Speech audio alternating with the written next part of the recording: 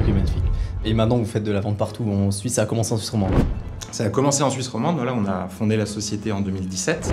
Elle a commencé à Lausanne et on est allé assez rapidement sur le marché suisse alémanique parce qu'on a une stratégie pour chaque canton. On a ouvert le bureau de Zurich en 2018. Donc quand on a eu le confinement, je pense qu'au début, on était très positionné agence nouvelle génération avec des outils digitaux. Puis le marché a vu aussi que ça pouvait avoir des avantages. En fait, les outils digitaux nous permettent de proposer ce prix-là. Donc en fait, facturer un forfait de 12 000 francs, on s'en tire très bien à 12 000 francs. Et ce qui permet en fait à nos équipes de vente de pouvoir gérer plus de clients ou de pouvoir passer plus de temps par client. Hey, c'est Edouard, bienvenue dans l'After, le podcast dédié à l'immobilier et au monde du business en Suisse romande. L'objectif de ce podcast, c'est de vous permettre de continuellement apprendre même après votre journée de travail. Si vous appréciez le contenu, je vous demande une seule faveur, laissez-nous un avis 5 étoiles sur la plateforme que vous utilisez. Allez, bon épisode. Dans ce nouvel épisode, j'ai la chance d'accueillir Thomas et Vincent. Thomas qui est directeur des ventes pour la Suisse romande chez Néo. Et puis Vincent, directeur des ventes pour la Suisse du coup, de Néo. Néo qu'on ne présente plus maintenant dans l'immobilier en Suisse. Déjà, merci beaucoup d'avoir accepté de faire l'épisode avec moi. Merci à toi. J'espère que vous allez bien. Expliquez-nous peut-être rapidement encore, une dernière fois, pour les gens qui ne connaissent pas encore ou bien qui ne savent pas exactement comment c'est structuré et comment ça fonctionne, le principe de Néo du coup. Oui. Alors Néo, nous on est la première agence immobilière en Suisse dans le domaine du courtage.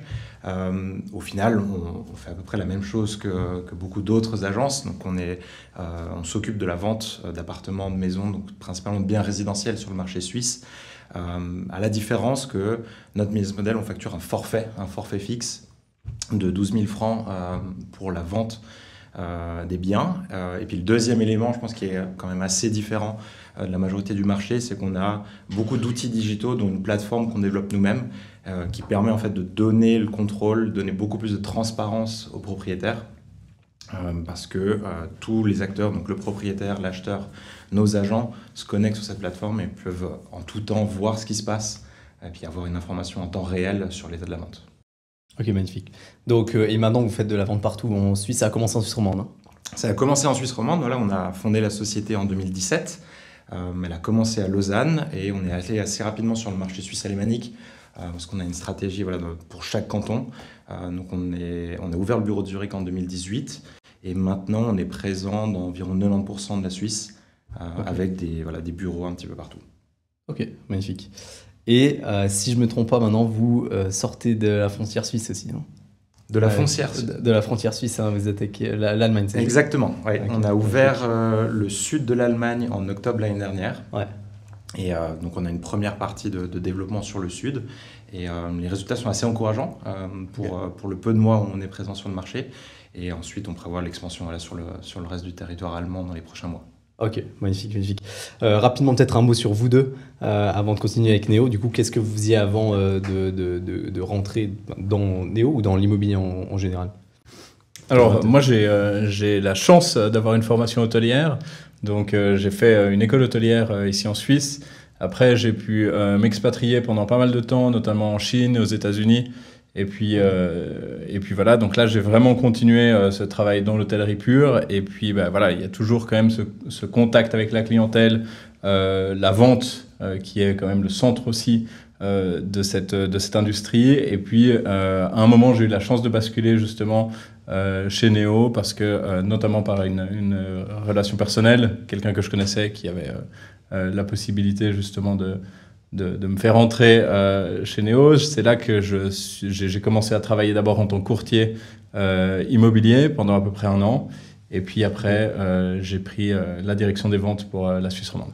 Excellent. C'était quand ça? Enfin, c'est quand que tu as rejoint le groupe?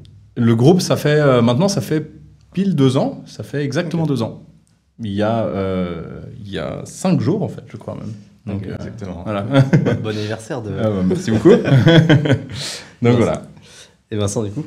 Et puis, moi, un parcours un peu différent, mais assez proche. Donc, moi, j'ai fait les études d'économie à Lausanne et en Inde. Ensuite, j'ai commencé ma carrière dans l'audit. à Genève, et ensuite le domaine bancaire avec Crédit Suisse, voilà, qui est un petit peu dans les news dernièrement. Et puis après, depuis que t'es parti, ça... Ouais, voilà, ça fait quelques années quand même. Et puis ensuite, je me suis redirigé vers le domaine immobilier, où j'ai travaillé dans le groupe de La Rive, qui est aussi un des actionnaires de la société. Et puis après quelques mois, c'est là aussi est né Néo. Donc j'ai eu la chance d'être le premier employé en 2017. Et puis voilà, maintenant ça fait 6 ans que je fais partie du groupe Néo. Ok, donc premier employé en 2017, aujourd'hui vous en êtes où là avec Néo? En termes d'employés, on a passé la 100aine d'employés il y a quelques semaines. Donc maintenant on a plus de 100 employés sur tout le marché suisse. En termes de situation, on a commencé en 2017 et en 3-4 ans, on est devenu le leader sur le marché suisse. L'année dernière, on a fait plus de 1000 ventes sur le marché. Et puis maintenant, on a dépassé environ 3 milliards de transactions depuis la création de Néo. Et on a aussi, on en parlera je pense un peu après, on a créé une autre entité qui s'appelle Strike pour pouvoir accompagner les acheteurs. Et puis on développe aussi le marché allemand maintenant depuis quelques mois. Ok, ouais, ça on va en parler de Strike juste après. D'un point de vue emplacement, du coup, vous, la stratégie, c'est pas d'avoir des pignons sur rue partout avec des grosses agences luxueuses. Du coup, comment vous fonctionnez ? Alors, ce qui est intéressant, c'est que déjà, on a un rapport très localisé. Donc, on essaye d'être au plus proche du terrain et puis d'être vraiment très local, cantonal. Donc, on a déjà les agents qui sont eux, directement sur place, qui sont des agents locaux, hein, donc qui gèrent la région, qui connaissent le mieux. Ils sont vraiment experts en leur domaine. Et puis, au-delà de ça, on a quand même des bureaux qu'on a ouverts un peu partout en Suisse qui nous permettent aussi et qui permettent aux courtiers d'avoir un endroit où se poser, où travailler. Mais les deux grosses antennes principales, ça reste quand même l'antenne de Lausanne, où on a notamment le marketing, la direction des ventes, tout le traitement acheteur aussi qui est fait sur place. Et puis, on a une sorte un peu de copier-coller à Zurich, où on a aussi des bureaux de cette ampleur-là, à peu près, que tu as pu visiter tout à l'heure. Et puis, là aussi, où on a vraiment une direction des ventes, la partie marketing spécialisée pour la partie suisse alémanique. Mais voilà, le but étant toujours d'être au plus proche du terrain, au plus proche des clients, et puis d'avoir justement des agents qui ont une grande capacité de déplacement aussi, pour pouvoir être sur le terrain, et puis en fait dans les maisons des gens qui vont vendre, in fine. Et donc voilà, le but c'est vraiment d'avoir cette empreinte hyper locale, et puis d'avoir cette connaissance du marché très fine en fait, pour les courtiers immobiliers. Ok, mais du coup vous avez quand même des petits bureaux partout dans chaque région ? Exact, en fait on les partage un peu aussi avec Strike dans la mesure où c'est comme Strike, eux ils reçoivent des clients directement chez eux. On a la possibilité justement d'avoir des bureaux dans quelques régions. Alors justement, comme tu l'as très bien expliqué, on n'a pas pignon sur rue avec des agences et des affichettes. Ça on travaille pas de cette manière-là. C'est terminé entre guillemets parce que ça faisait du sens à l'époque où les ventes étaient initiées dans les agences immobilières traditionnelles. Aujourd'hui, 98% des ventes sont initiées sur Internet. Donc le choix de Néo, c'est vraiment de se positionner là où il y a les acheteurs, in fine, et puis de aussi avoir une certaine logique dans la répartition des coûts, quoi, hein, donc des centres de coûts. Donc, ouais, bien sûr. Ouais. Vous avez grandi très vite là en quelques années, 5 ans, 6 ans. C'était comment au début ? Ça a très vite pris, très bien pris, ou bien c'était un peu compliqué, et surtout aussi par rapport à vos confrères qui n'ont pas tous apprécié votre arrivée. Effectivement, alors les débuts ils étaient très très intéressants.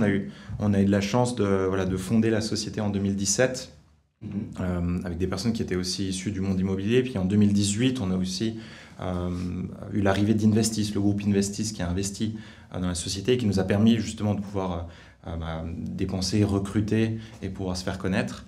En termes de développement, c'est allé assez vite. Donc on a assez vite pu obtenir des clients, de pouvoir tester le marché, et puis voir au final que notre solution elle était assez attendue sur le marché suisse. Donc d'abord le marché romand, après le marché suisse alémanique.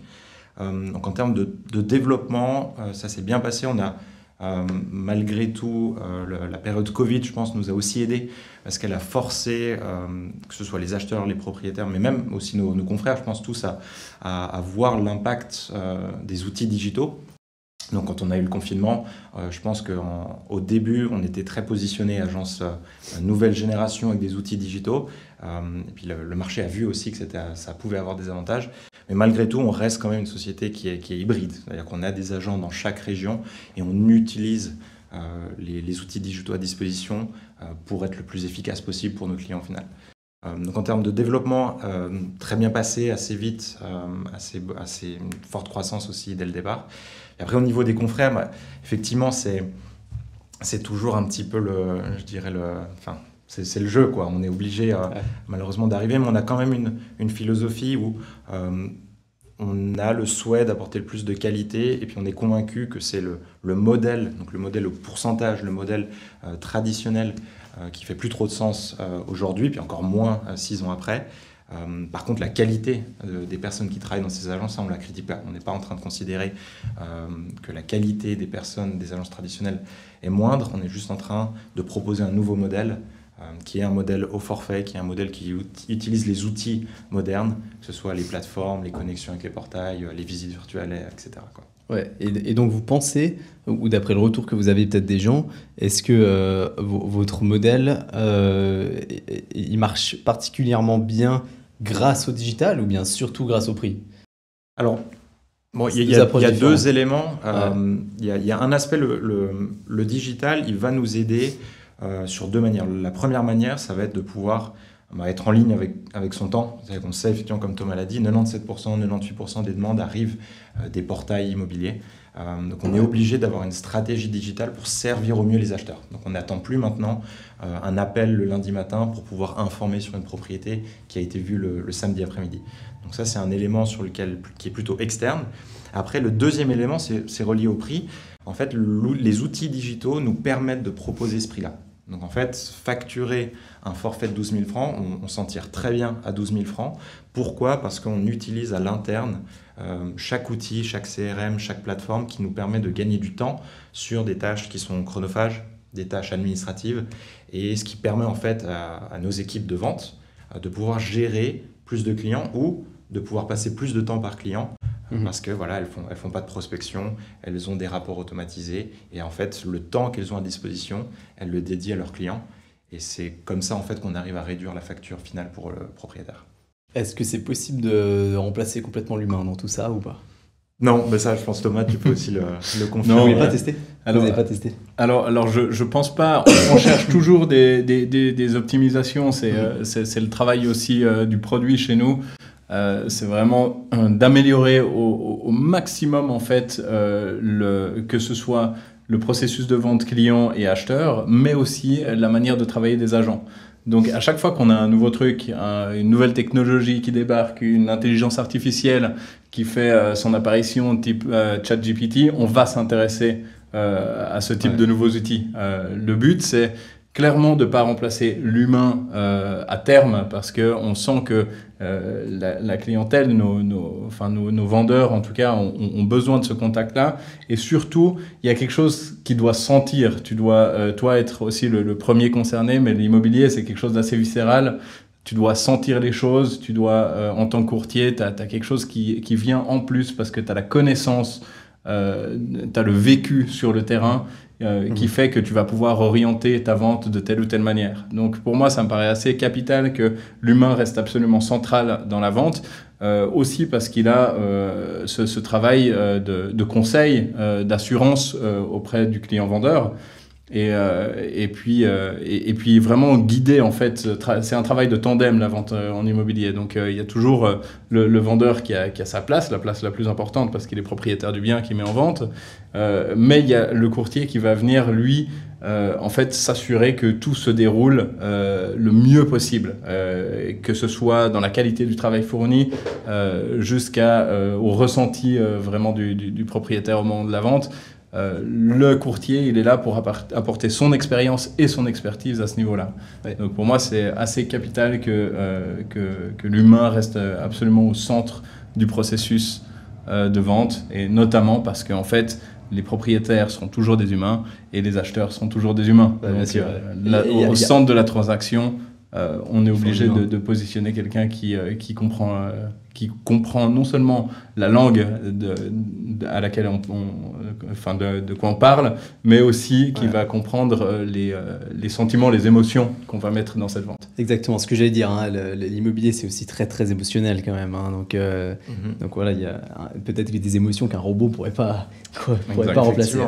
Mais on a l'exemple, on a beaucoup parlé, surtout quand on a lancé la société des estimations. L'estimation c'est souvent un sujet de débat entre les outils hédonistes, les outils technologiques et puis au final l'expérience du courtier. Mais nous, typiquement, la stratégie qu'on applique, c'est qu'on prend le meilleur, on pense, des deux mondes. C'est-à-dire qu'on travaille avec les outils hédonistes, donc on va travailler avec les logiciels d'évaluation bancaire, les bases de données qui nous retracent au final les dernières transactions dans le rayon que l'on souhaite autour de la commune. Mais en même temps, on va toujours avoir un agent, un courtier qui va visiter l'appartement, la maison, le terrain sur place, parce que voilà, les bases de données ne peuvent pas tout comprendre. Spécifiquement dans des périodes comme celle-ci, on voit la hausse des taux d'intérêt, des discussions sur les prix, stagnation des prix, sur lesquels on a besoin vraiment d'avoir un œil un petit peu plus local.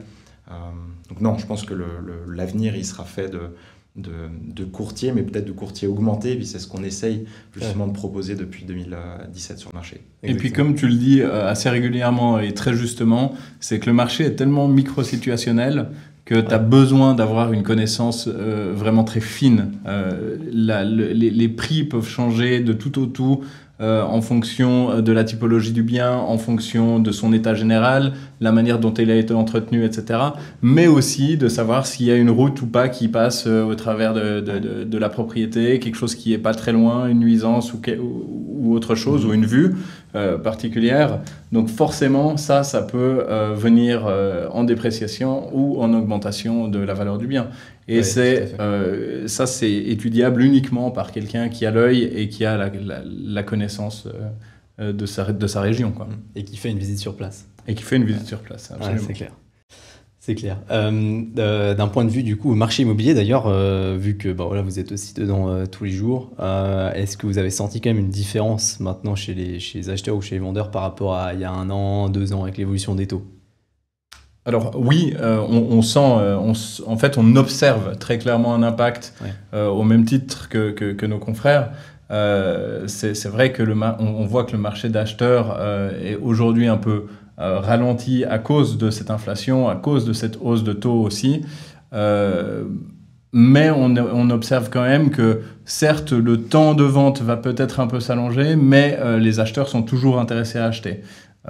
C'est aussi une période qui reste assez intéressante pour l'achat. Les taux sont en train de se stabiliser, ça c'est ce qu'on observe aussi très clairement.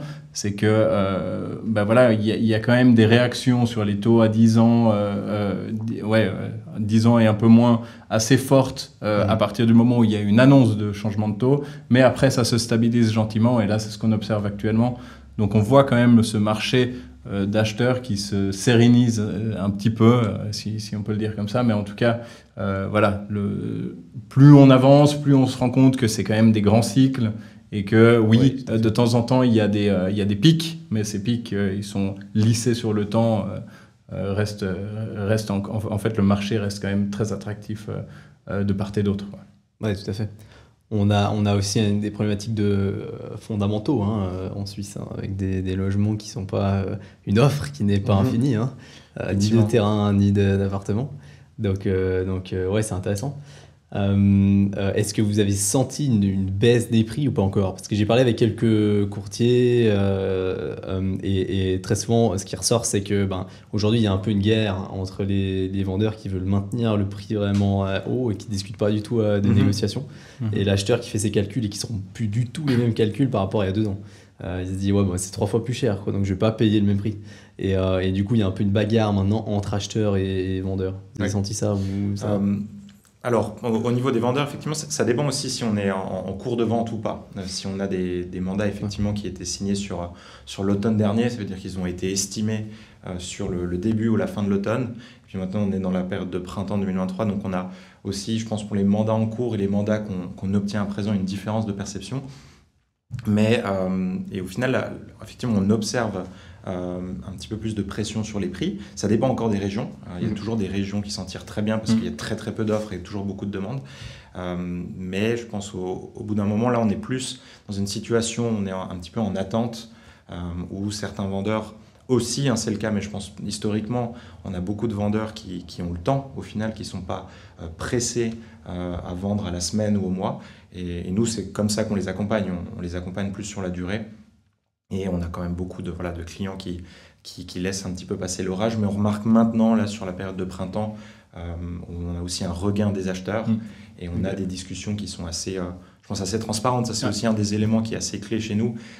C'est qu'on est très, très transparent avec nos vendeurs. Donc, ils savent très bien ce qui se passe sur le marché. Ils ont accès, ils voient très bien le nombre d'offres, le nombre de visites, le nombre de demandes. Et lorsqu'on a des discussions, des points de situation avec eux, on peut avoir une discussion un peu plus saine. Mais pour l'instant, on n'observe pas de baisse drastique de l'ensemble de nos prix de vente. Après, on verra l'avenir. Nouveau, comme tu disais, c'est tellement localisé aussi. En fonction de la localité, il y a quelque chose qui peut être très sexy et donc tout le monde va vouloir aller habiter là-bas. Et puis le code postal à côté, ça l'est un peu moins. Et puis du coup, on a plus, on observe une plus grande difficulté à écouler les biens. Mais ça fait partie vraiment de la micro-situation aussi. Oui, absolument. D'ailleurs, par rapport à ça m'a toujours fait un peu marrer, moi, le prix par mètre carré à Lausanne, le prix par mètre carré sur le canton de Genève, quoi. Ça n'a aucun sens. Surtout aucun pour les sens maisons, pour surtout pour les parcelles des maisons. c'est clair. Ouais. Parce qu'au final, d'une rue à l'autre, il y a tout qui change. Pour un terrain, d'un petit détail dans le règlement, je sais pas, vous pouvez rajouter 2 étages, 6 logements, ça change tout. Donc c'est vrai que j'ai toujours eu un peu de peine avec ça, mais au final, c'est la comparaison que font les acheteurs tout le temps. Ils disent, Lausanne, c'est X milliers de francs par mètre carré, et c'est comme ça, pas autrement, quoi. Et ça, c'est effectivement un petit peu plus le travail, je pense, notre métier, puis nos courtiers, ils ont quand même un peu évolué dans toute la transaction, c'est-à-dire qu'on passe, je pense, maintenant un petit peu plus de temps à conseiller nos acheteurs aussi, à la différence d'une période de 2021-2022, où c'était plutôt la course à l'achat, les acheteurs étaient convaincus et avaient besoin d'acheter rapidement, aussi parce que l'offre pour liquider aussi l'épargne. Maintenant, on est plus dans une discussion qui est duale et qui est vraiment d'accompagnement un peu plus prononcé de l'acheteur pour lui montrer aussi que il y a une décision qui est financière. Malgré tout, on ne s'attend pas à une diminution ou une explosion des taux d'intérêt selon les dernières informations dans les années à venir. Donc c'est une situation qui est partie pour durer. Donc on a aussi une discussion qui revient un petit peu plus sur l'émotionnel et sur le projet, surtout sur l'achat de maison. Où si on a un projet d'achat, est-ce que si on crée une famille, si on souhaite plus grand, est-ce qu'on a la volonté d'attendre 3 à 5 ans de plus, ou est-ce qu'on va plutôt réfléchir au projet qui est un petit peu la base quand même de l'achat. Donc bien sûr, on oriente là-dessus. Mais pour les années 2021 et 2022, c'était presque malsain quand même. Il y a une période, c'était frénétique, c'était vraiment ça. En Valais, on a beaucoup vécu ça. On a beaucoup vécu des gens qui achetaient sans visiter, à distance par email, parce que ils avaient du cash, de toute façon il fallait vite liquider, quoi. Donc, c'est vrai que c'était plus une exception au final 2021-2022, même sur le volume d'acheteurs qu'on contacte et qu'on arrive à récupérer. On remarque que le niveau revient à des bases qui étaient de 2019-2020. Donc c'est vraiment, je pense, 2021-2022 où tout le marché a eu cette chance de pouvoir profiter de cette situation de taux d'intérêt. Puis là, on revient, je pense, sur une situation un peu plus normale. Et c'est vrai que par contre, effectivement, mai à décembre l'année dernière, ça a été un peu cette période un peu plus choc, je pense, où on a dû changer de paradigme. Et on remarque qu'en 2023, on a quand même des discussions qui sont un petit peu plus apaisées et un petit peu plus long terme que ce qu'on avait l'année dernière. Ouais, tout à fait. En fait, on s'aperçoit aussi que les gens qui avaient demandé un financement à l'époque, ils se retrouvent quand même avec des capacités d'achat quasiment similaires à ce qu'ils observaient déjà, parce que de toute façon, les banques font leurs calculs avec de toute manière des taux relativement élevés, des taux hypothétiques relativement élevés. Et donc, in fine, aujourd'hui, on est à 2,5-3%, voire un peu plus en fonction des banques et puis des localités. Mais ce qu'on observe, c'est ça, c'est qu'on est revenu, il y a une certaine accalmie actuellement. Et puis voilà, les acheteurs abordent les biens plus sereins que ce qu'on a pu observer dans un marché plus sec qu'en 2022. Quoi. Exact, ouais. Oui, par rapport au taux, moi j'ai toujours dit que je ne m'attendais pas à une vente aux enchères massive des biens immobiliers en Suisse, parce qu'on m'a écrit ça souvent sur les réseaux, en commentaire, par message, c'est la fin du monde, de toute façon, il y a tout qui va s'écrouler. Et j'ai toujours dit que non, parce que voilà, les banques sont très conservatrices, ce qui est très bien, hein, ce qui sauve un peu le marché aussi, hein, des fois. Et dans ce cas-là, voilà, la situation a donné raison aux banques, même si on a beaucoup critiqué le fait qu'elles calculent sur 5% le taux d'intérêt alors qu'il était à 0,8 sur 10 ans. Mais aujourd'hui, peut-être que quand les gens vont renouveler, là où je veux en venir, c'est que les vendeurs et les acheteurs, il y a un gros biais psychologique là-dedans aujourd'hui. C'est que les vendeurs surtout, qui sont propriétaires et qui avaient signé un taux à 1,5 sur 10 ans et qui re-signent aujourd'hui, mais ils sont à 3. C'est simple, quoi. Ça coûte 2 fois plus cher qu'avant. Donc s'ils payaient 2 000 francs avant, ils payent 4 000 francs par mois. Et c'est là que ça change la donne. Mais en réalité, ils peuvent le faire financièrement, parce que s'ils pouvaient le faire, même à 1,5, les calculs de la banque, c'était sur 5. Entre-temps, ils ont amorti, et puis si leur situation s'est un peu stabilisée. C'est intéressant ce que tu soulèves, parce qu'en fait, on observe aussi ça. On observe en fait la résistance aussi des vendeurs à potentiellement avoir des prix un peu plus flexibles. De temps en temps, on sait que les vendeurs qui avaient des hypothèques justement avec des taux très bas peuvent encore résister sur la durée, justement parce qu'ils payent relativement peu cher de remboursement à la banque. Et donc du coup, c'est clair qu'ils se disent je résiste un peu plus longtemps sur un marché, sur le marché actuel, avec un prix relativement haut, tel qu'on aurait pu l'observer pendant 2021-2022. Et puis là, on observe justement aussi un renouvellement des hypothèques qui fait que on est plus flexible aussi sur. Et c'est que là que le courtier peut apporter toute sa plus-value, c'est aider justement aussi le propriétaire à trouver le bon prix de son bien au moment où il est déjà en vente. Mais ce qu'on parle pas, je trouve, c'est pas trop dans les discussions, mais il y a tout le marché du locatif aussi. Pour l'instant, on n'a pas observé une hausse énorme des loyers en moyenne, mais c'est attendu. On a quand même une situation, on a une pénurie de logements, une immigration positive. Donc, on va avoir normalement aussi une pression sur les loyers à la hausse, ce qui fait que la comparaison entre une situation où on est locataire et propriétaire va aussi se rééquilibrer. Donc, je pense que ça, c'est un élément qui devrait amener aussi une situation qui est un petit peu plus saine sur le marché. Oui, tout à fait. Ouais. Et le taux de référence qui va augmenter. Donc, c'est clair. Par rapport au marketing maintenant de Neo, donc vous investissez massivement dans le marketing, sinon tout le monde ne vous connaîtrait pas autant que ce qu'on vous connaît. Mais c'est très bien. Donc vous avez une équipe à l'interne qui s'occupe du marketing ou... Oui, on travaille avec certains partenaires, mais la majorité en fait de notre activité de branding, de marketing, elle est à l'interne. Donc on a une grosse équipe à Lausanne et à Zurich. C'est ce qui nous a permis aussi de pouvoir nous faire connaître. Mais on remarque aussi de plus en plus les clients nous contactent plutôt par bouche à oreille et par notoriété générale, parce que on a quand même servi maintenant bientôt plus de 5000 propriétaires. Donc le bouche à oreille fait son effet. Puis on s'oriente de plus en plus là-dessus. Et c'est vraiment là-dessus qu'on capitalise. Et c'est aussi un moyen pour nous de vérifier que on fait un bon travail, on instaure un niveau de qualité sur le marché qui est à la hauteur de ce qu'on attend. Donc on joue sur les deux tableaux. Okay. Est-ce que vous utilisez les canaux type réseaux sociaux ou pas du tout dans votre communication ? Alors, un petit peu moins bien que toi, visiblement. Il n'y a pas 20 000 followers sur Instagram. Mais oui, on le fait. On a tout ce qui est campagne payante, etc. sur les réseaux sociaux. On le fait. Et puis maintenant, on est aussi... c'est un petit peu ce qu'on fait aujourd'hui. On a une stratégie aussi de contenu parce qu'on considère qu'on doit apporter du contenu aux propriétaires et aux acheteurs pour informer, pour éduquer, pour montrer aussi les différentes possibilités. Donc voilà, c'est un petit peu les deux axes. On a une stratégie qui est assez générale. Donc on va tant utiliser des leviers type affichage, télé, etc. pour informer la clientèle qu'on existe. Et puis des leviers un petit peu plus précis avec des campagnes Google, des campagnes réseaux sociaux pour pouvoir être là au moment où un propriétaire va vouloir estimer son bien, va vouloir avoir un conseil sur sa vente. Pour être présent sur chaque partie du tunnel. Ok, donc vous allez commencer à faire des vidéos alors ? On en fait quelques-unes, mais on en fait une aujourd'hui, mais alors pour la vidéo, ça demande, je pense que c'est toi qui vas nous le dire, ça demande un investissement assez conséquent. Donc, de temps, de matériel, etc. Ouais, c'est cool, non, c'est intéressant, ouais. Ok, magnifique. Par rapport à, je rebondis juste ce que je voulais dire avant, j'ai oublié, Oui. qui m'est revenu entre deux. Est-ce que vous avez des vendeurs aujourd'hui qui profitent un peu de l'augmentation des taux pour se dire, je vais vendre mes conditions aux acheteurs ou pas? Du style, je vends mon bien immobilier, mais à condition que l'acheteur reprenne ma dette et du coup, il va reprendre mon taux et à condition que la banque soit d'accord, etc. Ouais, Voilà. exact. En ouais, fait, c'est ça. problème. C'est beaucoup de conditionnalité, ce type de reprise. Mais évidemment, en fait, les courtiers chez Néo, ils sont aussi absolument formés à la négociation.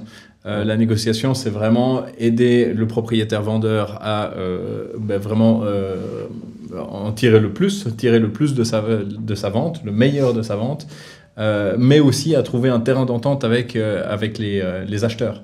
Donc forcément, il y a de la négociation, que ce soit sur la reprise des hypothèques potentielles, que ce soit sur le rachat ou non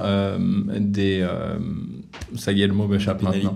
Ouais, voilà, les pénalités, enfin voilà, tout ce qui peut avoir attrait à la transaction. En fait, le courtier, là-dedans, il a vraiment tout son poids joué dans la négociation pour trouver le bon terrain d'entente qui fera que le propriétaire sortant soit ravi de sa vente et puis que le propriétaire entrant soit ravi de son acquisition. Donc, Okay. c'est vraiment ce travail de négociation. Et puis, parfois, ça va être la reprise d'hypothèque. Ça peut être aussi la date d'entrée dans le bien, typiquement, qui va être aussi un gros levier de négociation. Ça va être le moment de la signature chez le notaire, qui est voilà, le moment où on entérine réellement la vente dans le dur. Exact. Donc voilà, tout ça, ce sont des leviers à la disposition du courtier, et c'est lui qui va vraiment être le chef d'orchestre un peu dans tout ce fil rouge de la transaction immobilière, quoi. Ok, ouais. Et d'ailleurs, dans le processus de vente, du coup, maintenant, vous avez intégré Strike, qui fait du courtage en financement. Exact. Est-ce que vous pouvez dire un petit mot peut-être sur Strike? Ouais, alors Strike, c'est une société sœur à Néo, hein, donc elle est née en fait d'une observation assez simple. C'est qu'on avait une grosse masse d'acheteurs qui arrivaient pour les biens qu'on proposait à la vente. Et puis, souvent, nombreux d'entre eux n'avaient pas forcément les informations nécessaires, que ce soit de de leur banque, etc. Est-ce qu'ils avaient construit un financement sérieux derrière? Parce que ça fait partie aussi, nous, de la qualification des acheteurs qu'on va envoyer aux vendeurs. Hein, c'est de s'assurer que derrière, il y ait un financement solide qui permette l'acquisition du bien en question. Et puis, en fait, on s'est aperçu que il y avait un réel besoin pour les acheteurs d'être justement conseillés et puis d'avoir les meilleurs, de tirer les meilleures possibilités d'hypothèque du marché. Et donc, c'est là qu'on s'est dit, fort de cette observation, il faut qu'on puisse les aider d'une manière ou d'une autre. Et c'est là qu'on s'est dit, travaillons sur le financement, essayons de créer une société qui travaille principalement sur la qualité et puis qui puisse aussi nous aider à la transaction la plus transparente et la meilleure qui soit pour les deux parties. Et puis c'est là que ça a été créé. Je ne sais pas si Vincent, tu veux... Strike, effectivement, nous on est maintenant actif en fait sur le marché suisse. Donc on a suivi en fait les opérations de Néo. Donc on est présent partout en Suisse. On a un peu plus d'une vingtaine de personnes qui sont dédiées aux acheteurs. Et puis on va être actif dans la planification financière, courtage en financement. Ça va plus loin que le financement. Voilà, seulement. on a commencé par la partie financement. Bien sûr, il y a la partie assurance qui est reliée au financement. Et puis maintenant, on commence à étendre aussi les activités, notamment dans la planification financière, parce qu'on remarque un autre pan, c'est que lorsque les propriétaires ont vendu, ils ont aussi un besoin d'être accompagnés sur qu'est-ce qu'ils vont faire de la quantité de fonds propres qu'ils récupèrent. Est-ce que ça va être un réinvestissement? Est-ce que ça va être un placement financier? Donc on est en train de développer aussi tout ce pan-là pour pouvoir vraiment, à chaque étape en fait, de la transaction immobilière, servir avec transparence, avec qualité, le propriétaire ou l'acheteur, à chaque étape. Ok, d'accord, excellent. Donc 20 personnes dans Strike maintenant. Oui. Déjà. Ah ouais. Et ça permet de créer vraiment un écosystème complet où en fait on accompagne non seulement le vendeur au travers de toute sa transaction, mais aussi l'acheteur au moment de sa transaction. Et puis derrière ça, qu'est-ce qu'on fait justement, comment on assure un bien, comment on s'assure en cas de tous les risques qui peuvent être attenants à l'acquisition d'un bien. Et puis pour le propriétaire, ça va être, pour l'ex-propriétaire du coup, ça va être comment on gère les fonds propres qui ont été récupérés suite à la vente. Et du coup, est-ce que Néo gérance immobilière, Néo construction, Alors oui, effectivement, ça arrive ou pas? Le marché du locatif, pour l'instant, on n'est pas actif sur cette partie-là. On remarque qu'il y a beaucoup d'acteurs sur le marché suisse. C'est un autre métier. Nous, on préfère se focaliser sur la transaction. Enfin, c'est un petit peu la genèse aussi de Néo, de Strike. C'est que notre mission, nous ce qu'on pense, c'est vraiment que c'est une étape de vie qui est très importante. Et elle est trop importante pour qu'elle se passe mal. Que ce soit pour acheter son bien, loger sa famille ou partir à la retraite et puis pouvoir préparer le prochain projet. Je trouve que c'est un élément qui est un petit peu la base, le socle commun de ce qu'on fait. Et on se focalise là-dessus. Le but, c'est vraiment qu'on soit la référence sur la propriété, enfin la transaction de la propriété. C'est pour ça qu'on a commencé avec les vendeurs. Maintenant, on sert les acheteurs. Et puis petit à petit, voilà, l'idée aussi dans le futur, ce sera de pouvoir aussi proposer un service complet pour le propriétaire qui s'apprête à vendre ou qui vient d'avoir vendu.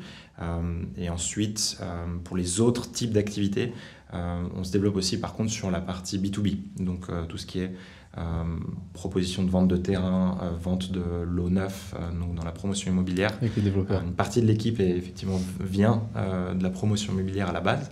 Okay. Et c'est aussi un des services qu'on développe. Mais on reste quand même sur 90% d'activité de vente résidentielle de logements existants. Ok. Et là, mais vous ne développez pas?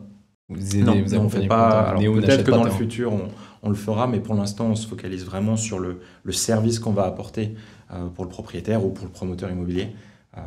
Parce que aussi, on reçoit énormément de demandes de vente de terrain par des propriétaires privés.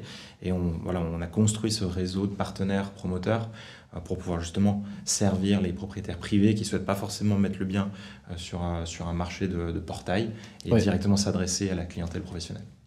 Ah, et puis Néo Portail Immobilier, ça va venir ou pas? Alors, parce que là, c'est un marché de fous furieux. Les portails immobiliers, c'est énorme, quoi. Oui, effectivement. Alors, on a une forme de portail dans le sens où on met nos propriétés sur notre site et on récolte passablement d'acheteurs parce qu'on a énormément d'annonces en ligne, on a beaucoup d'objets en vente, donc on récolte aussi une grande masse d'acheteurs qui sont actifs, qui sont vraiment en train de chercher en ce moment. Et puis après, on a toute une stratégie pour nourrir ces acheteurs dans le cas où la première propriété pour laquelle ils s'étaient intéressés n'est pas forcément vendue. Donc voilà, je dirais, on n'a pas une stratégie de portail de manière générale, parce que voilà, s'attaquer à ImmoScout, HomeGate, etc. SMG. C'est pas l'idée, c'est des partenaires très proches avec lesquels on travaille depuis le début. Et après, c'est vrai que voilà, nos acheteurs, une fois qu'ils sont en contact avec nous, on essaie de les conseiller, de les suivre au mieux, que ce soit avec les agents, les équipes internes ou avec Strike pour la partie financement. Tout à fait. Il faut qu'on se concentre quand même sur certains éléments. L'idée, voilà, c'est de faire un écosystème où tout le monde s'y retrouve, mais pas forcément d'aller sur toutes les verticales de l'immobilier. Ouais, tout à fait. Du coup, Néo, la transaction principale de Néo, c'est du résidentiel. Ouais.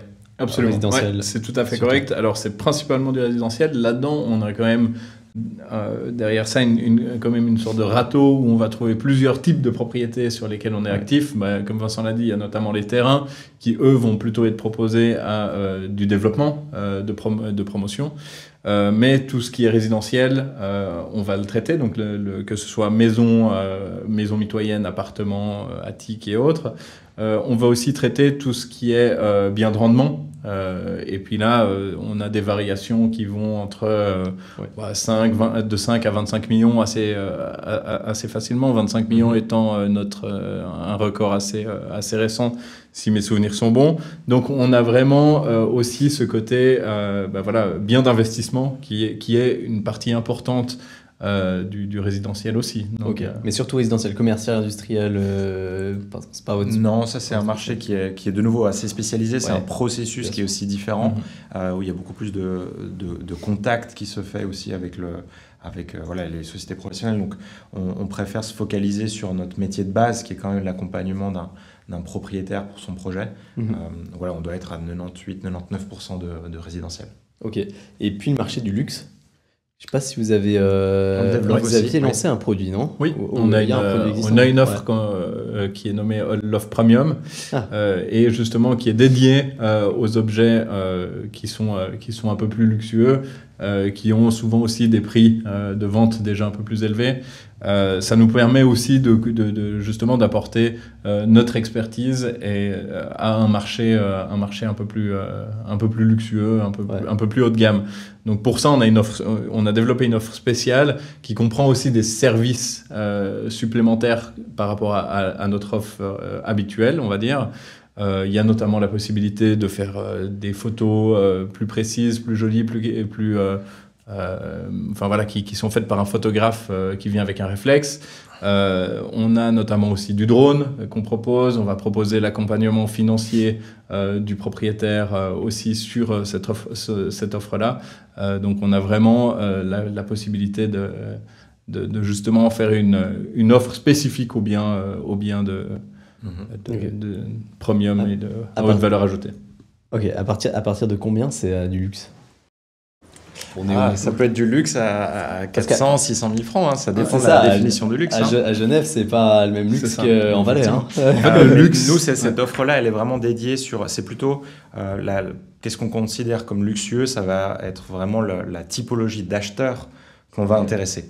Donc voilà, on appelle ça luxe, mais au final, c'est plutôt une gamme de services qui va être différente. Typiquement, toute la clientèle étrangère.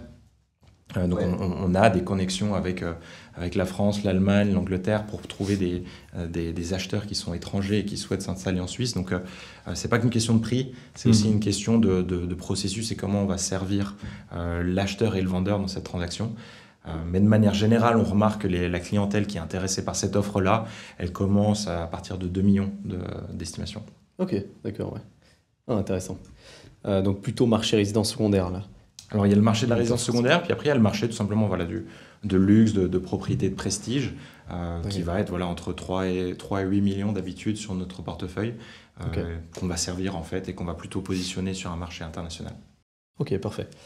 Pour la suite, c'est quoi les objectifs du coup de Néo dans les 5 ans? Vous voulez être où? Partout en Europe? Partout dans le monde? Dans Néo International. Le premier point, c'est de continuer à développer ce qu'on fait, c'est de continuer à servir, je pense, les clients qui nous ont fait confiance au départ, donc le marché suisse. Je pense qu'on a encore beaucoup de choses à faire en Suisse, de pouvoir continuer à développer, continuer à être dans l'air du temps, que ce soit sur les outils, sur le processus, et puis de servir au maximum les propriétaires, et puis d'être connu, je pense, de plus en plus comme étant la référence sur la transaction. Et après, les autres axes de développement, il y a un axe géographique qui commence par l'Allemagne. Et puis l'Allemagne qui est quand même entre 10 et 15 fois plus grand en termes de volume que la Suisse. Donc, on aura suffisamment à faire. Mais bon, c'est des équipes aussi locales en Allemagne. Donc, on ne se dilue pas sur le processus. Puis après, c'est de continuer à construire cet écosystème. Donc, de servir nos vendeurs le plus longtemps possible, d'accompagner les acheteurs plus tôt aussi, pas forcément dans le financement, mais aussi dans leur définition de leur recherche, de la préparation de leur dossier, pour pouvoir justement construire un réseau vraiment complet autour de la transaction de la propriété. Et puis après, on verra le reste. Bien sûr, bien sûr. Et puis, il y a aussi le côté où actuellement, on voit aussi, ça fait maintenant 5 ans, un peu plus de 5 ans qu'on est actif. On a aussi certaines propriétés qui reviennent. Donc, ça veut dire qu'on sait que la qualité est là, on sait qu'on travaille bien, on sait qu'on a vraiment un service à très forte valeur ajoutée. Et puis ça, c'est toujours aussi extrêmement plaisant de relancer en fait la roue et puis de voir que l'acheteur qui t'a fait confiance au moment où il a acheté son bien, il revient quelques années après en disant tiens, c'était tellement bien passé à l'époque qu'aujourd'hui je dois remettre mon bien en vente, je reviens avec vous, quoi. Donc ça, c'est on va dire l'apothéose, l'apogée du courtage, quoi. C'est quand tu as tes acheteurs qui deviennent propriétaires et qui revendent avec toi parce qu'ils ont bien aimé l'expérience. Et c'est ça qu'on construit aussi. C'est une expérience, comme tu disais au début, qui doit être émotionnelle, qui doit être liée à des gens, à des experts qui ont un lien fort avec ce marché et puis avec les gens qui le composent, quoi. Tout à fait. Est-ce qu'une franchise Néo s'est envisagée ou pas du tout? Ça n'a jamais été l'objectif? Pas pour l'instant. L'idée, on a un focus quand même qui est assez clair. On parle beaucoup effectivement de notre modèle de rémunération, qui est le forfait, qui est un modèle qui permet d'économiser entre 15 et 25 000 francs en moyenne. Mais pour nous, le point principal, c'est quand même la qualité qu'on va délivrer. On sait que c'est un moment qui est très très émotionnel, qui est très important. Donc le modèle de franchise, peut-être qu'à l'avenir, on y réfléchira. Mais pour l'instant, on garde tout à l'interne, on emploie tous nos employés, donc on ne souhaite pas avoir un modèle d'indépendant parce qu'on veut s'assurer aussi de la qualité qu'on va délivrer. Donc pour l'instant, voilà, on reste sur un modèle en propre, mais voilà, à voir dans le futur. Ok, excellent. Peut-être un dernier mot sur la formation. Moi, c'est un truc qui me tient à cœur, du coup, la formation dans l'immobilier. C'est aussi pour ça que je fais ce que je fais. Comment est-ce que vous fonctionnez, vous avez une formation à l'interne, j'imagine, pour tous les courtiers? Absolument. Et puis ensuite, après... Tout à fait. En fait, on a carrément créé une académie interne assez récemment. Ça fait un peu plus d'1 an maintenant que ça existe. Okay. Mais on a vraiment quelqu'un qui est dédié à la formation, rattaché aux ressources humaines évidemment, et l'idée c'est vraiment au moment où on engage un nouveau courtier, peu importe le métier sur lequel on va embaucher, l'idée c'est vraiment de former à l'immobilier suisse le plus précisément possible. Alors évidemment on peut pas couvrir toute l'expérience qui a été accumulée par tous les courtiers, mais on essaye vraiment d'être au plus proche de la réalité du marché, et puis vraiment d'apporter justement de la formation qui est renouvelée sans cesse. Mais en tout cas, oui, à chaque fois qu'on a une embauche, il y a vraiment on va dire une période de formation qui s'étend sur facilement 6 mois, où on est constamment derrière. Moi, le premier, je suis avec plaisir sur le terrain aussi, pour m'assurer que voilà, les process qu'on met en place, que les discours qu'on va avoir face à nos clients vendeurs, restent, soit en adéquation avec les valeurs de l'entreprise, et puis surtout la réalité du marché qui importe réellement nos clients. Ok, ouais, magnifique. Bon, ça a l'air assez bien organisé. On essaye, effectivement. Bon, magnifique. Merci beaucoup en tout cas pour cet épisode. C'était cool, j'espère que vous avez eu du plaisir. Ouais, c'est très cool, merci beaucoup. Et puis on refera un podcast quand vous serez 1000 partout en Europe. Voilà, on fera ça. Dans 6 mois. Il faudra le faire en allemand d'abord, en Allemagne. Ouais, voilà, c'est chose. Et puis toi, tu auras 200 000 followers, donc tout ira bien. Magnifique, merci beaucoup et à plus. Super, merci beaucoup Edouard.